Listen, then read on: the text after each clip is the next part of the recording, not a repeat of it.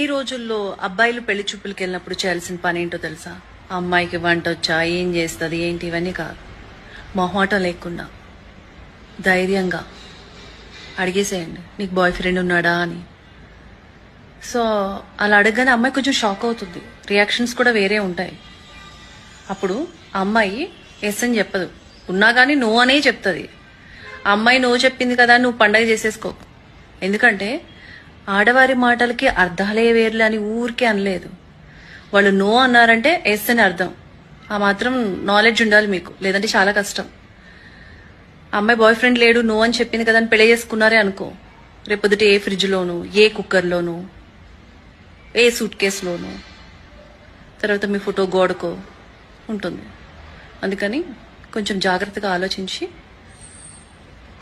పెళ్లి చేసుకోండి. జాగ్రత్త అబ్బాయిలు, మీకోసమే.